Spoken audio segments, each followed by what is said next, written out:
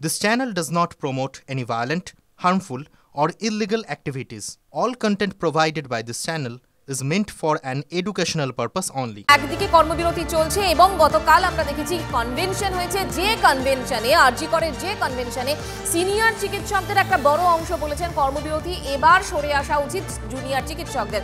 তারপর এই জিবি বৈঠক ইতিমধ্যেই শেষ হয়েছে কিনা, আজকে কর্মবিরতি তারা ইতি টানবেন কিনা, এই প্রশ্নগুলো যখন উঠছে সেই প্রশ্নের উত্তর খুঁজতেই আমাদের সঙ্গে রয়েছেন আমাদের প্রতিনিধি সুমন মহাপাত্র।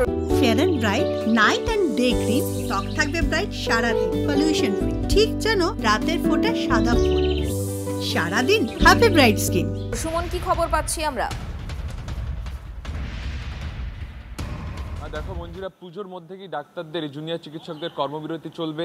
সাধারণ মানুষ বারবার কিন্তু এই প্রশ্ন করছেন এবং সেই জায়গা থেকে আমরা যেটা জানাচ্ছি, গতকাল সন্ধে 8টায় যে জিবি বৈঠক শুরু হয়েছিল, আজকে সকাল 6টা অর্থাৎ 10 ঘন্টা ধরে এই জিবি বৈঠক চলেছে এবং সেখানে বিভিন্ন মেডিকেল কলেজের জুনিয়র চিকিৎসকরা তারা তাদের বক্তব্য পেশ করেছেন এবং শেষ পর্যন্ত যেটা আমরা জানতে পারছি যে অধিকাংশ জুনিয়র চিকিৎসক কিন্তু সিনিয়র ডাক্তারদের পরামর্শ মেনে নেবার কথা বলেছেন। তারা বলেছেন যে কর্মবিরতি প্রত্যাহার করে আন্দোলনের কোনো ভিন্ন পথ খুঁজে বের করা হোক, তবে যতক্ষণ না এই ভিন্ন পথ খুঁজে পাওয়া যাচ্ছে ততক্ষণ কিন্তু কর্মবিরতি চলবে। তবে পাল্টা মতও আছে, জিবি যেহেতু জেনারেল বডি মিটিং, সেখানে বিপক্ষ মত উঠে এসেছে, সেটাও কিন্তু কম নয়। অনেকেই দাবি করেছেন যে না, কর্মবিরতি চলুক, কর্মবিরতি না চললে সরকারের কানে আওয়াজ পৌঁছানো যাচ্ছে না। সেই জায়গা থেকে আজকে সকাল 6টা পর্যন্ত জিবি বৈঠক চলার পরে তারা নির্দিষ্ট সিদ্ধান্তে আসার জন্য সময় চেয়েছেন, যেটা জানা যাচ্ছে যে আজকে দুপুরবেলা নাগাদ তারা ঘোষণা করতে পারেন তাদের পরবর্তী কর্মসূচি কি হবে। তবে একটা কথা তোমাকে পরিষ্কার করে বলে রাখি, অনেকেই মনে করছেন যারা জিবি বৈঠকে উপস্থিত ছিলেন হয়তো কর্মবিরতি উঠে যেতে পারে এবং সেখান থেকে একটা বিকল্প আন্দোলনের পন্থা খুঁজে বার করার যে প্রক্রিয়া তা শুরু হয়ে গিয়েছে। পাশাপাশি একটি প্রতিবাদ মিছিলেরও আবার ঘোষণা হতে পারে। সামগ্রিকভাবে আমাদের তাকিয়ে থাকতে হবে আজকে দুপুরের জন্য, সেই দুপুরে কিন্তু ফের এই জুনিয়র চিকিৎসকরা তাদের পরবর্তী কর্মসূচি সম্পর্কে জানাবেন। সুমন, আপাতত তোমাকে ধন্যবাদ। অর্থাৎ সারা রাত ধরে জিবি বৈঠক চলার পরেও আরও বেশ কিছুটা সময় চেয়েছেন জুনিয়র চিকিৎসকেরা এবং আজ দুপুরের মধ্যে হয়তো যে সম্ভাবনার কথা আমরা জানতে পারছি, সুমন আমাদের জানাচ্ছিলেন যে তারা হয়তো ঘোষণা করবেন যে তারা আসলে কি করতে চলেছেন এবং এই যখন একটা সম্ভাবনার দিক উঠে আসছে এবং জল্পনা চলছে, সেই সময় জুনিয়র চিকিৎসকদের বক্তব্য শোনাবো, পাশাপাশি সিনিয়র চিকিৎসকদের বক্তব্য রয়েছে। নানান ফর্মে যে আন্দোলনের ঘটনা প্রবাহ কীভাবে চলা যেতে পারে সেই নানান ফর্ম নিয়ে আলোচনা হচ্ছে। এই আলোচনার মাধ্যমে যে মুহূর্তে, এই জন্য আমরা আজকে আরজি করের কনভেনশনেও আমরা ডেকেছিলাম আমাদের টিচারদেরকে, ফ্যাকাল্টিদেরকে, সবাইকেই ডেকে তাদের ওপিনিয়ন ও মতামতও আমরা নিয়েছি। সেই মতামত থেকে আমার মনে হয় অতি দ্রুত আন্দোলনের বিভিন্ন ফর্ম উঠে আসবে, সেই ফর্ম নিয়ে হয়তো ফার্দার কর্মবিরতি চলবে। ওনাদের ওপিনিয়ন জানার জন্য বা ওনাদের আইডিয়া, মানে ওনাদের থেকে কিছু আইডিয়াস পাওয়ার জন্য মোস্টলি সেই জন্যই আমরা ডেকেছিলাম। এবার হচ্ছে যে আমরা যে এই কনভেনশনের পর এবার আমাদের ইন্ট্রা কলেজ জিবি হবে, সেই জিবি মিটিংয়ে আমরা সব কিছু ওপিনিয়ন্স, আইডিয়া সব কিছু নিয়ে আমরা আলোচনা করব। সিজ ওয়ার্ক নিয়ে, তারপরে হচ্ছে আমাদের আন্দোলন নিয়ে, আমাদের মুভমেন্ট নিয়ে, আমাদের পরবর্তীকালে আমাদের পুজোয় আমাদের কি কর্মসূচি থাকবে, সব কিছু নিয়ে আমরা আলোচনা করব। অবভিয়াসলি সেটা মুভমেন্টকে এগিয়ে নিয়ে যেতে পারবে, এরকমই তারা অনেক আমাদের সাপোর্টে আমাদের সঙ্গে থাকার মতো সেরকম আইডিয়া দিয়েছে। জুনিয়র ডাক্তারদের আমরা পাশে আছি, সাথে আছি, ওরা আমাদেরই কাজটা এগিয়ে দিচ্ছে, আর কিছু না। কিন্তু একই সঙ্গে আমাদের রোগীরা যাতে সাফার না করে সেটাও দেখা উচিত, কারণ বহু গরিব মানুষ আমাদের এই এত বড় হসপিটালের ওপর ডিপেন্ডেন্ট। তাদেরকে আমরা যতটা পারছি করছি, কিন্তু সেটা আমাদের সাধ্যের অতীত যে ওদের হেল্প ছাড়া আমরা করে উঠতে পারবো না। আলটিমেটলি যে ছেলেমেয়েরা এত কষ্ট করে এত দূরে আন্দোলনটাকে এনেছে, সবটাই তাদের শুভবুদ্ধির উপর নির্ভরশীল। যদি অ্যামেন্ডমেন্ট করে আমাদের বিভিন্ন মেডিকেল কলেজকে সেন্ট্রাল সিকিউরিটির আওতায় আনা যায়, এটা একটা সাজেশন আমি বলেছি। আর সিজ ওয়ার্কের ব্যাপারে যেটা আমার ওপিনিয়ন, সেটা হচ্ছে যে কর্মবিরতি তুলে নিয়ে অন্যান্য ব্যাপারে যদি আন্দোলন অন্যান্যভাবে যেভাবে করা যায় সেই ওয়েগুলো দেখতে। এবার সেটা হচ্ছে তাদের ওপিনিয়ন, আমি কাউকে চাপিয়েও দিইনি, এটা ছিল আমার ব্যক্তিগত ওপিনিয়ন এবং ওরা ফাইনালি ডিসিশন নেবে, কারণ এই আন্দোলনের মুখ ওরাই পথ দেখিয়েছে। এবার ওরাই যে ডিসিশন নেবে সেই ডিসিশনকে আমরা ওয়েলকাম জানাবো। আমরা সিনিয়ররা হয়ে আমরা শুধুমাত্র কিছু ওপিনিয়ন বা সাজেশন দিতে পারি।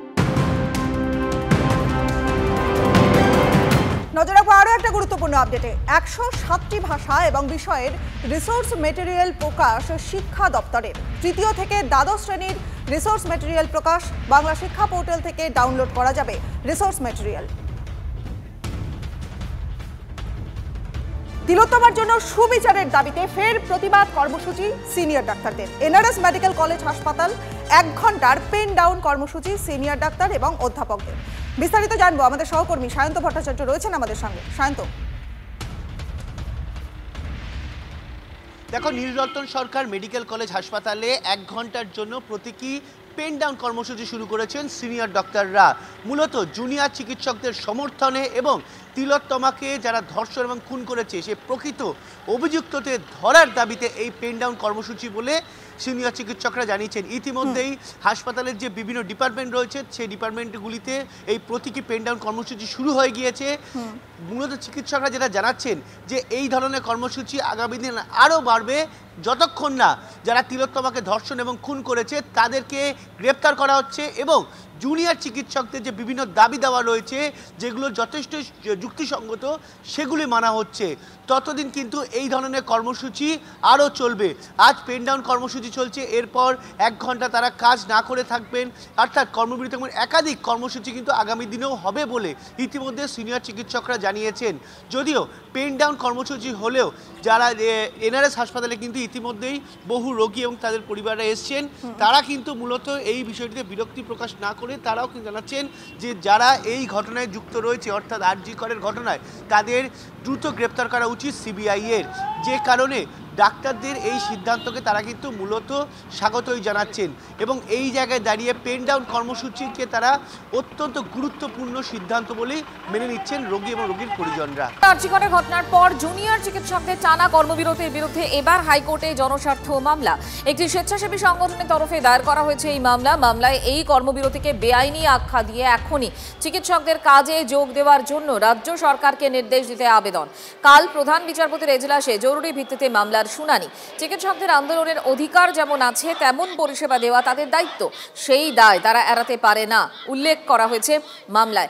একই সঙ্গে এই আন্দোলনের জন্য যে আর্থিক অনুদান আসছে তা 9/6 আশঙ্কা করা হয়েছে মামলায়, আর সেই টাকার হিসেব নেওয়ারও আবেদন করা হয়েছে হাইকোর্টের কাছে। পুজোর মুখে একটু আবহাওয়ার খবরে নজর রাখা যাক, কারণ পুজোর 4 দিন বাংলায় ভারী বৃষ্টির আশঙ্কা নেই। পুজোর মধ্যে রাজ্যে বিক্ষিপ্ত বৃষ্টির সম্ভাবনা রয়েছে, তবে আজ বাংলার উপকূলে নিম্নচাপ তৈরিরও একটা আশঙ্কাও রয়েছে। আজ সব জেলাতেই বিক্ষিপ্ত বৃষ্টির পূর্বাভাস। উত্তরবঙ্গ এবং মুর্শিদাবাদে ভারী বৃষ্টির সতর্কতা। রবিবার থেকে বৃষ্টি কিছুটা কমতে পারে, এমনটাই জানিয়েছে আবহাওয়া দপ্তর। কথা বলবো, আমাদের সহকর্মী কমলেশ চৌধুরী রয়েছেন এই মুহূর্তে আমাদের সঙ্গে। কমলেশ, ঠিক ওয়েদারের আপডেটটা কি আছে? পুজোর মুখে কি ভারী বৃষ্টির কোনো সম্ভাবনা দেখা যাচ্ছে? দেখো, এই মুহূর্তে যে পরিস্থিতি তাতে বাংলাদেশের উপর যে ঘূর্ণাবর্ত রয়েছে তার প্রভাবে সেটা আজকেই হয়তো শক্তি বাড়িয়ে নিম্নচাপে পরিণত হবে এবং এর প্রভাবে বঙ্গোপসাগর থেকে বিপুল পরিমাণে জলীয় বাষ্প আমাদের রাজ্যে ঢুকছে। বিশেষ করে উত্তরবঙ্গের জেলাগুলোতে কোথাও ভারী, কোথাও অতি ভারী বৃষ্টির সতর্কতা, কোথাও হলুদ, কোথাও কমলা সতর্কতা রয়েছে। উত্তরবঙ্গে আজ এবং কালকেও কিছু কিছু জায়গায় ভারী বৃষ্টি হতে পারে। দক্ষিণবঙ্গের জেলাগুলোতে বিভিন্ন জায়গায় সকাল থেকে তো মেঘলা আকাশ রয়েছে, টুকটাক বৃষ্টি হচ্ছে। এরকম বিক্ষিপ্ত বৃষ্টি আজকে সারাদিনই কোথাও না কোথাও হবে এবং মুর্শিদাবাদে বিশেষ করে আজকে ভারী বৃষ্টির পূর্বাভাস রয়েছে।